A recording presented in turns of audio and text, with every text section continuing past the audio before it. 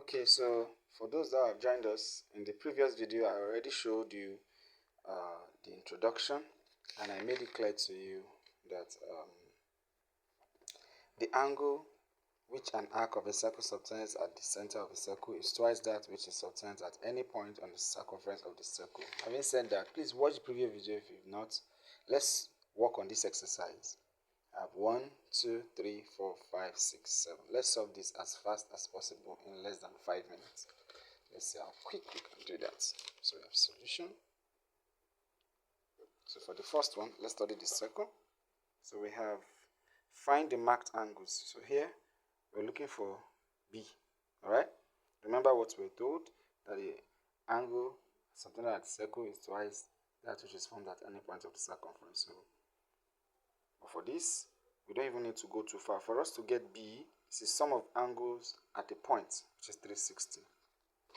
Sum of angles. So for number 1A, is sum of angles at a point equals 360, and we were given A to be 122. So since A equals 122, to get B will be 360 minus 122. So let's do that mathematics. So subtract, this is 5, this is 10, this is 8, this is 3, and this is 1. So 3 minus 1 is 2, sorry. Okay? So let's go to the next one. Correct. Let's go to the next one. So we have 1B. We have, look at the question. The angle subtended here is 108. The angle formed at the circumference is C. And remember, the one formed at the center is twice that formed at the circumference. So we're going to divide. So to find C. So C will now be 108 divided by 2. So 2 in 10 is 5. 2 in 8 is 4 degree. Let's go to this third one. So the third one, let's study this carefully.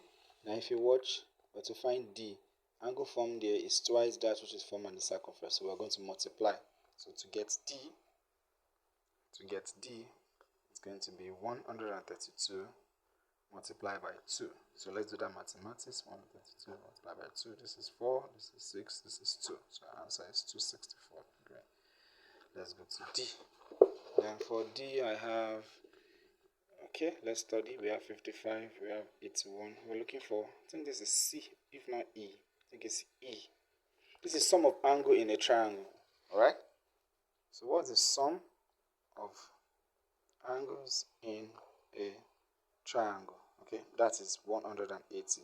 I'll give you one part to be 55, the other one 81.